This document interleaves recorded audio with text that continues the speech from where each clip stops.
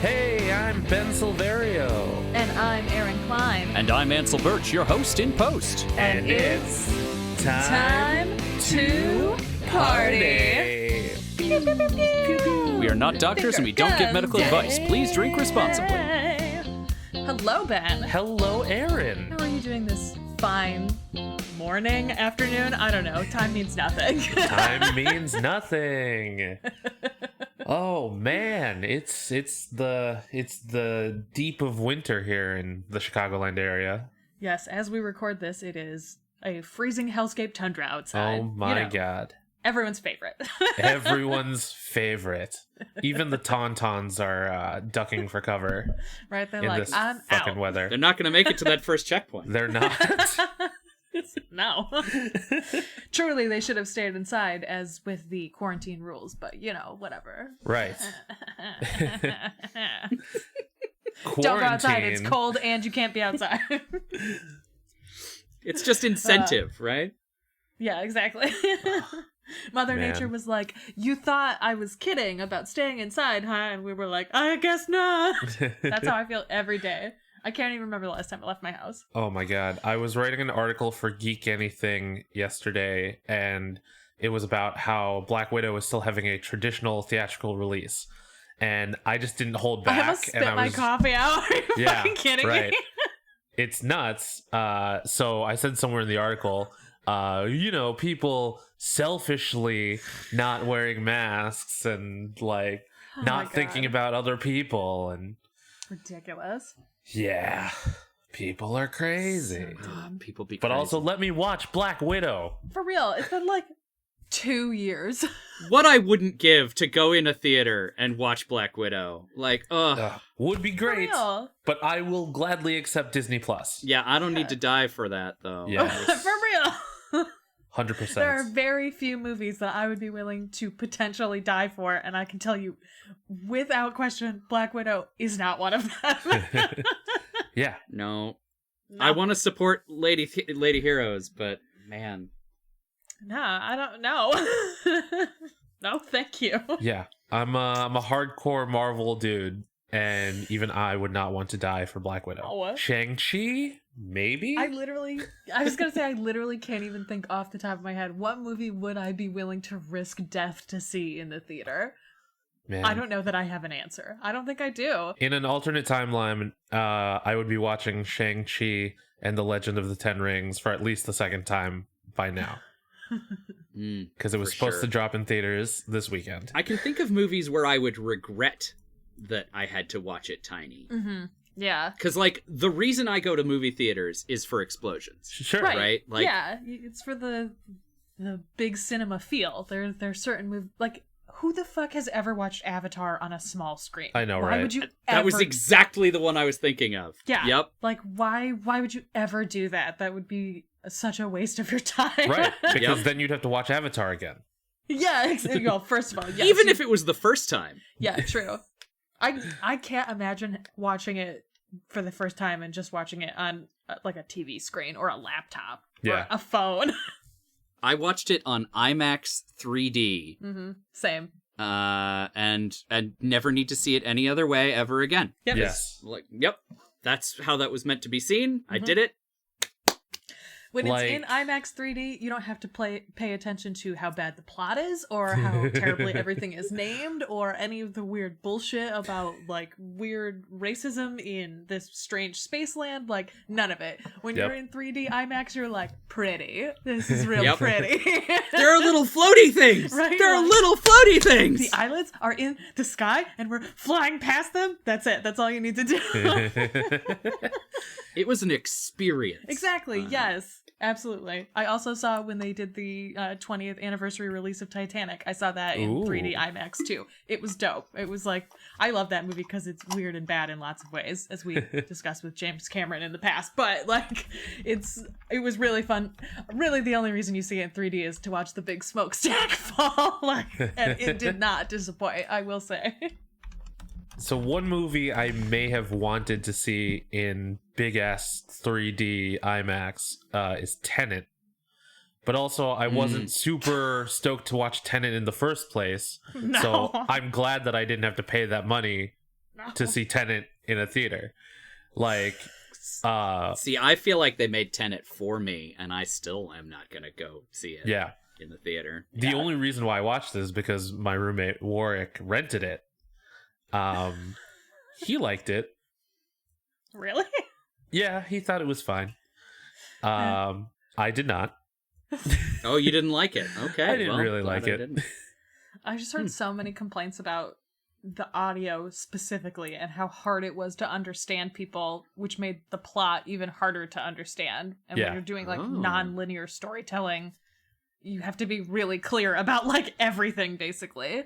Yeah, you gotta have that shit on lock. Yeah, like that and the little things were unnecessarily complicated, but at least Tenet looked cool while it was being unnecessarily complicated. Okay. And it's kind of time travel-y, but not really. Like it's weird. I don't know. I'd say you should watch it to find out, but you don't really have to watch it. No. All right. Well, thanks for saving me. Yeah, I don't know, man. Like ever since Christopher Nolan has just thought that he was, you know, better than superhero movies, I'm just like, bro, you're not that good. You're making superhero movies without superheroes. Like, right. I mean, I'm into it normally, but yeah, like, whatever. Yeah. Instead, you can watch Beyond the Time Barrier. Good segue. Good segue. Let's do a better segue since that's probably all going to end up in the bonus. Okay.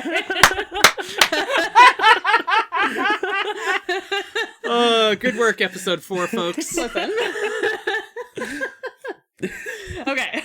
Let's not start our podcast out just like absolutely trashing on Tenet. That's probably not a great idea. That's episode 4 for sure. Taking a shit on Tenet and Avatar. And... Ready and check.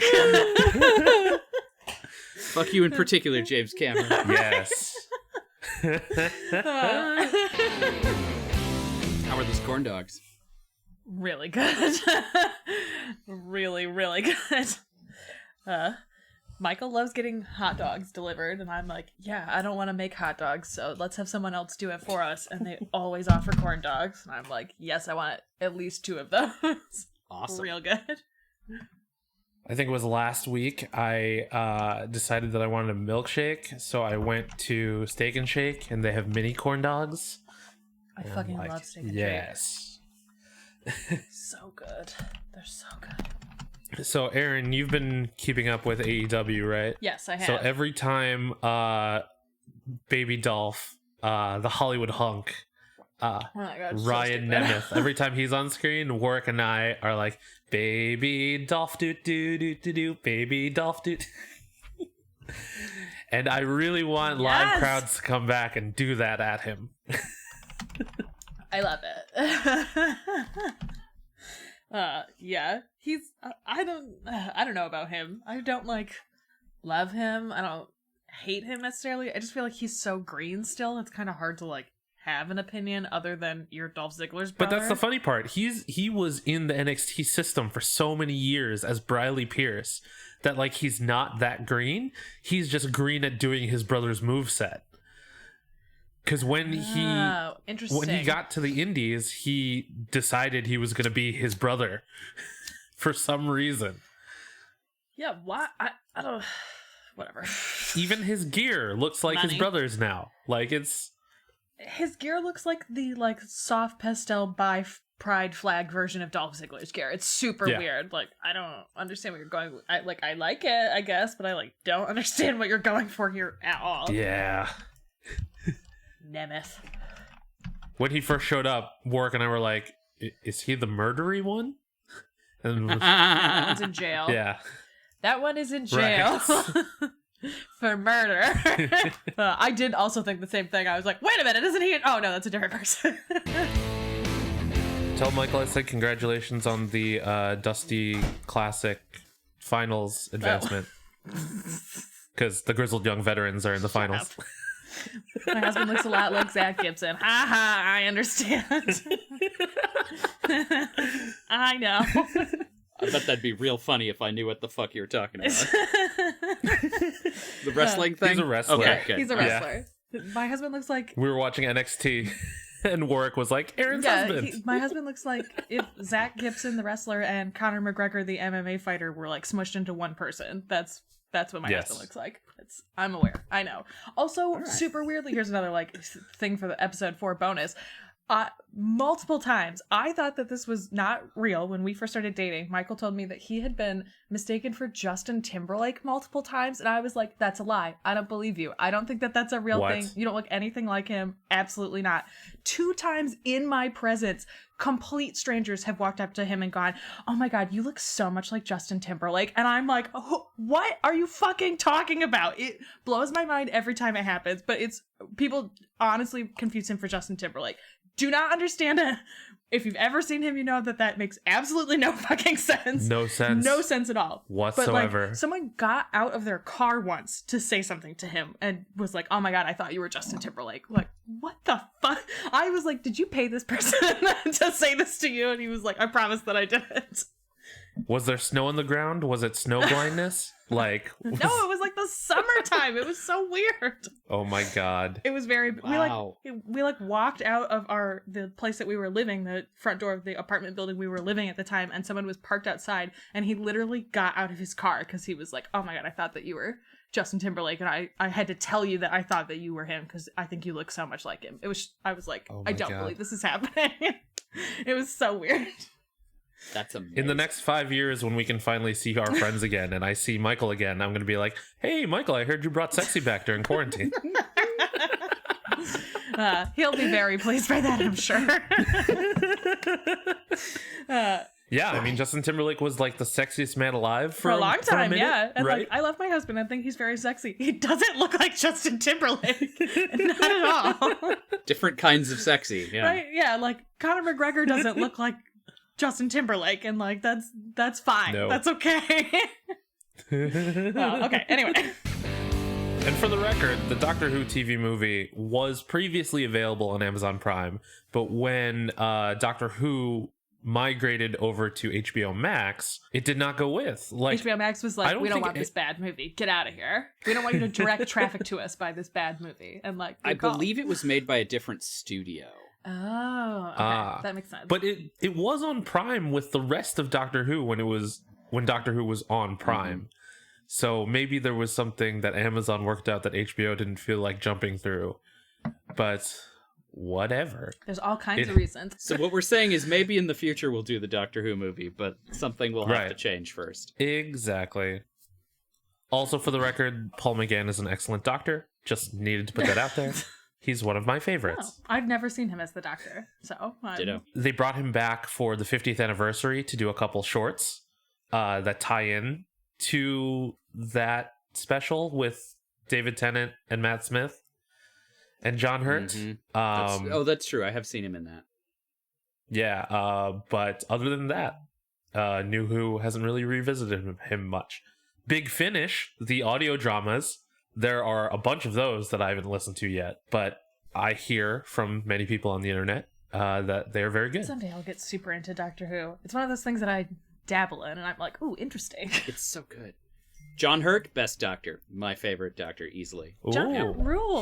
He's a great Doctor. He's a great Doctor. I mean, is there anything John Hurt was in that he wasn't good in? I've never seen it. I don't think so. Yeah, that's true. He's very talented. He would have saved. I don't even think John Hurt would have saved Beyond the Time Barrier.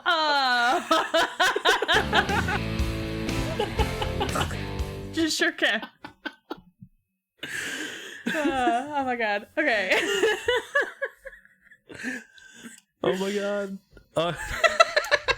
This movie broke us. It broke us. This movie broke us. Okay. Man. You can indeed find us on the internet.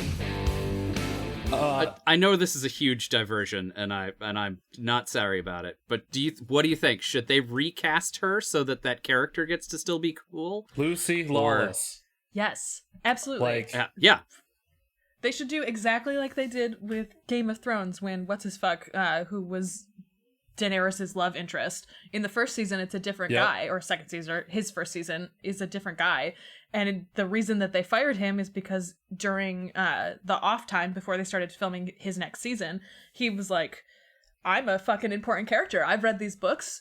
I know that you need me, and so I'm gonna demand more money, and I'm gonna try and renegotiate my contract. And they were like, you can go suck your own dick, asshole. And they fired him and replaced him with someone who looked completely different as an additional fuck you to him. Like, oh, you think we can't replace you? No one fucking cares. And that's exactly what they should do with this character. Cast Lucy Lawless. Cast a blonde woman who looks totally different and be like, this is who it is now. Deuces. Like, I feel like that's how they should handle it. If you fire someone because they're being a piece of shit and you've repeatedly told them not to do that and they're still doing it publicly, fire them and replace them with someone who looks totally 100%. Different. Cast a black woman. Yeah, right. No, cast a trans woman. I was gonna say cast a black trans woman. Put really fucking stick that knife in there. 100%. I mean, if they can replace Terrence Howard and upgrade so hard to Don Cheadle, like. So hard. Oh, that must have been such a kick in the balls. Oh, you're gonna be like that? Okay, hey, Don Cheadle, like for real. Don Cheadle's like, you know what I am? I rule, and so I am willing to do this. Like, fuck yeah, dude. I love Don War Cheadle. Machine rocks with an X. Oh my god. And now he just gets to show up every once in a while when there's an Avenger movie. He's getting his own show. Dope. Armor Wars. What? Yeah. Oh, okay. Armor Wars. I didn't realize that was him. Rhodey. That's exciting. Dope. Yeah, that's one of the best things about this Disney Plus stuff is that we're getting the expansion of a lot of these fun characters that we've come to love over the years that haven't gotten much screen time. Guys, what are we gonna do in 2 years when every night of the week is a new show from Disney? Between Star Wars and Marvel, we're just gonna I'm gonna have to find time to eat. By 2022, it'll be Star Wars, Marvel, and then various Disney princesses will have shows. Because Tiana, Moana, and there's a third one. Crap. Oh, Zootopia was the other one. Oh. That are all getting shows. No shade, but I don't think I'll make an appointment of watching those ones on the days they come out. I am all That's in. how I feel about everything now. I'm like, okay, I will return to this in 8 weeks, and then I'll catch up then.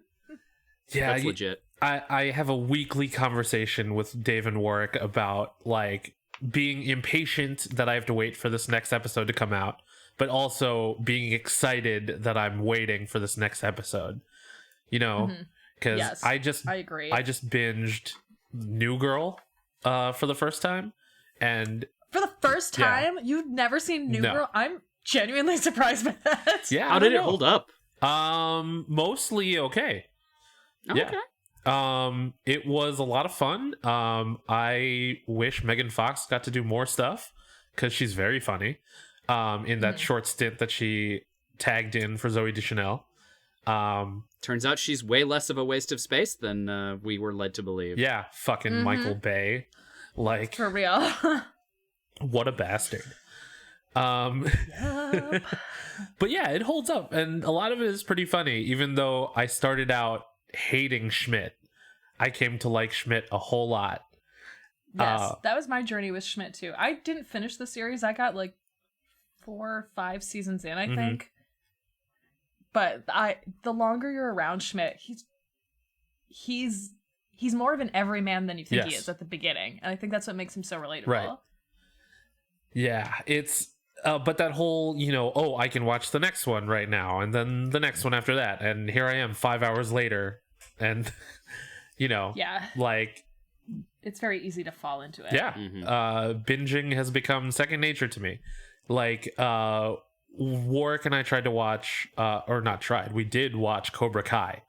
And since I'm the type of person to watch as many episodes in one sitting as possible, he's the type of person who watches 1 or 2 episodes and then comes back to it later and stretches it out.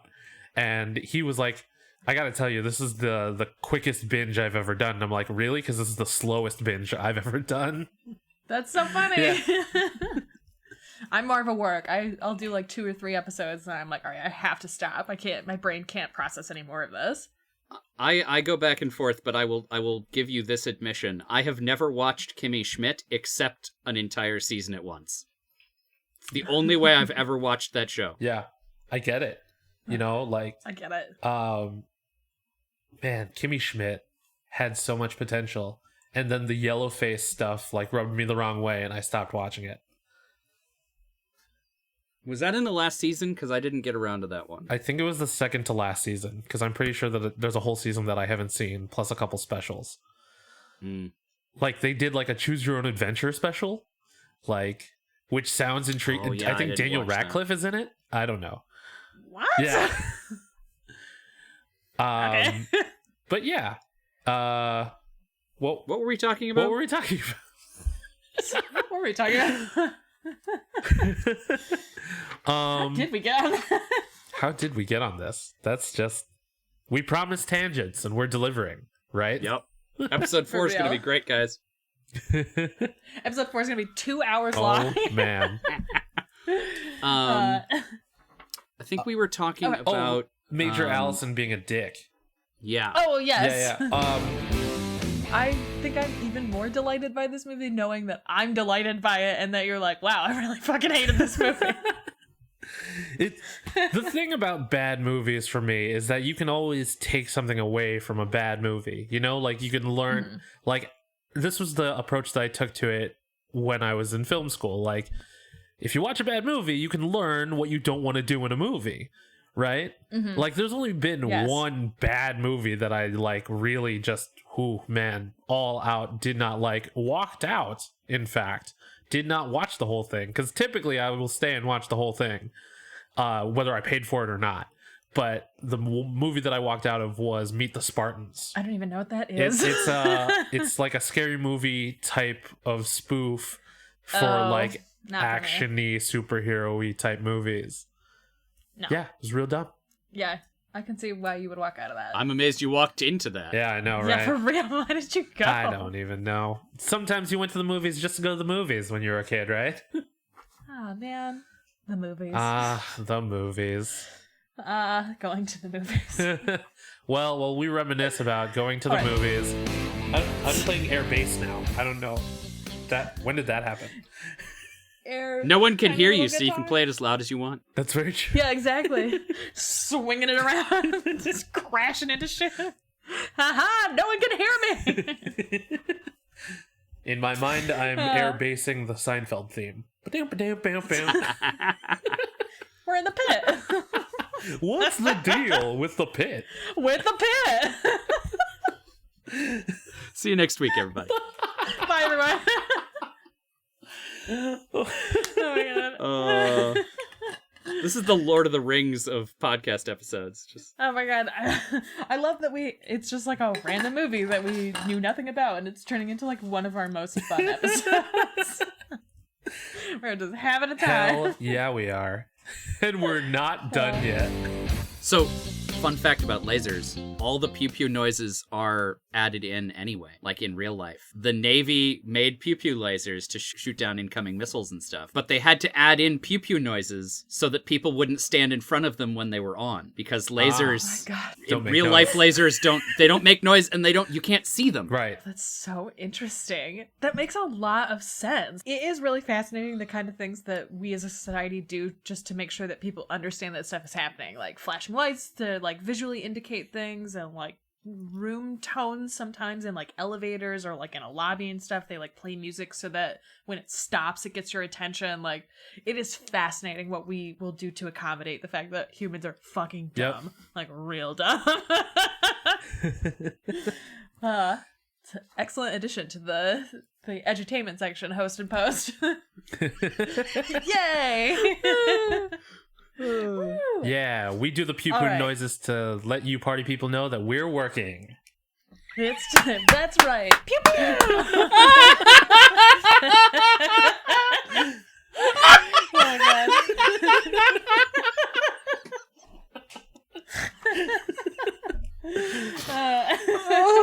See, Beyond the Time Barrier broke all of us, including the host and host.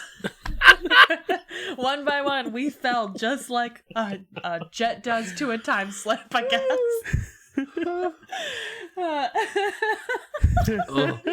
All right. Ansel, you have so much to go through for extras.